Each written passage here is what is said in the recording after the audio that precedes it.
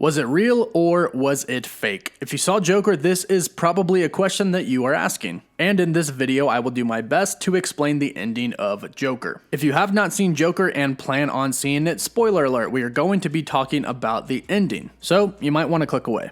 Hey everyone, it's Warren, and the ending of Joker left us all with some questions. So let's talk about what happened. Quick reminder, today is the last day of the Nintendo Switch giveaway, so if you'd like to enter, follow me on Twitter and click the link in the description down below. So let's walk through what happened at the end of Joker. In this movie, we see Arthur Fleck slip into madness, eventually becoming the Joker. He goes through one bad event after another, then many more. Like finding out that his mother let him be abused as a child, being mocked by his favorite television host, finding out that Thomas Wayne was his father, and then finding out that Thomas Wayne wasn't his father. He gets jumped by some kids, he loses his job, he gets betrayed by somebody who he thinks is his friend, and then he gets jumped by 3 guys on the subway. Having a gun on him, he ends up killing the 3 people who were attacking him, and although this was self-defense, it awakens something inside of him. From there, he goes to the woman that he has had his eye on for a while that lives in his building, Sophie Dumond. He grabs her while he's in full Joker makeup and kisses her, and she seems to really like it, which is a bit odd, but back to that in a second. The two of them begin dating, and she ends up comforting him in the hospital when his mother is dying. But after finding out that his mother was mentally ill and let him be abused as a child, resulting in him being the way he is now, with his own mental illnesses, he kills her. He then goes to Sophie's apartment, but he enters a little bit differently this time. He enters very slowly, he's noticing and touching things on the wall, and then he sits down on the couch. Sophie comes in extremely shocked and says, "You were in the wrong apartment." After seconds of silence, she says, "Your name's Arthur, isn't it?" And we find out that Arthur Fleck dating Sophie was all in his head. He made it up. He was never actually dating Sophie. In fact, she barely knew his name, just knew the fact that he lived in the same building.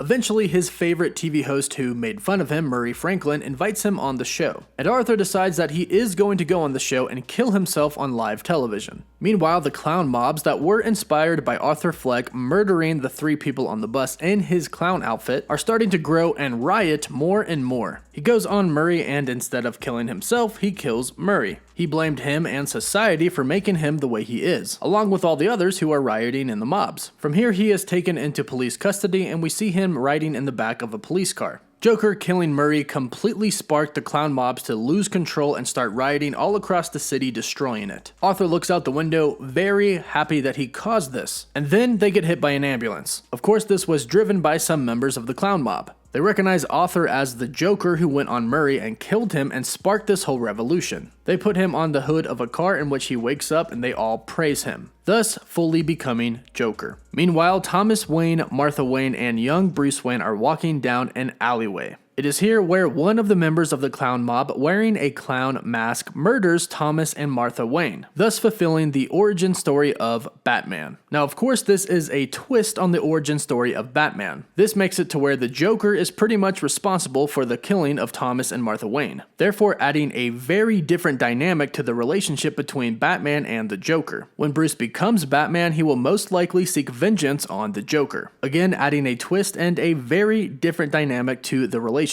The next scene is him in Arkham State Hospital talking to a therapist. Arthur is laughing, thinking about everything that just happened, and she asks him what's so funny, and he says, "You wouldn't get it." The movie then ends with him walking out of the room, red on his feet, implying that he just killed her. And then of course the orderly chases him around. So this is one way to look at the movie, in a literal way, interpreting it as everything that happened in the movie actually happened. But did it happen? Let's take a look at all of the evidence suggesting that none of this ever actually happened, and it was in Arthur's head the whole entire time. Now, it's been established from the very beginning that Arthur suffers from mental illness, and it was also established that he fantasizes a lot. And there are a few things that don't necessarily make sense in the movie. Things like him getting to the front gate of Wayne Manor, him sticking his fingers inside of little Bruce Wayne's mouth and Bruce Wayne not doing anything about it, and then he's able to choke Alfred Pennyworth. Alfred is much bigger than Arthur. And if you know Alfred's backstory, you know that he's awesome. He's a former British military officer. You're telling me that he cannot break the grip of this very skinny person's hands? Then there's the fact that he so easily breaks into the theater and has a one-on-one with Thomas Wayne. Seems like that was a little bit too easy for him, but then again, the guards were distracted. And then there's him appearing on Murray. For starters, why would Murray air footage of him to embarrass him in the first place? That's not too friendly of Murray, who is a man who tried tries to make everybody like him as a talk show host. But even if he did make fun of him, why then invite him on the show? And then once he's on the show and confesses to killing 3 people, and confesses to having absolutely no remorse over it, but in fact feels good about it, nothing happens. He just lets him talk and acts like he is in no danger whatsoever. No guards come, no police officers come. The show continues, it's not stopped. They just let this psychopath of a person who has just murdered 3 people murder Murray.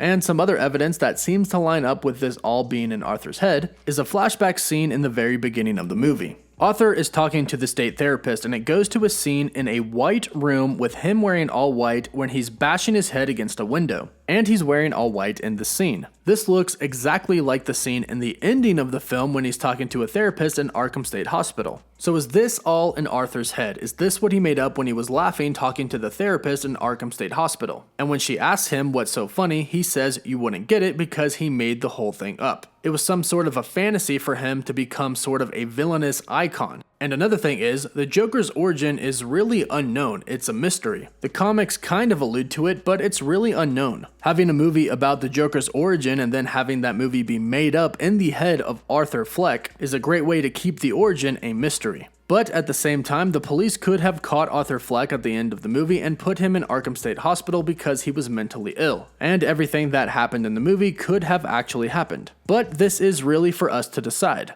But let me know what you think. Do you think that this was real, or do you think that he made it up in his mind? Be sure to let me know your thoughts in the comments down below. And don't forget to subscribe to my channel, like this video, and comment down below who your favorite superhero or villain is, so you can enter my giveaway for a chance to win an Xbox One or a PS4. And again, today is the last day to enter for your chance to win a Nintendo Switch. All you have to do is follow me on Twitter and click the link in the description down below. As always, thank you all so much for watching.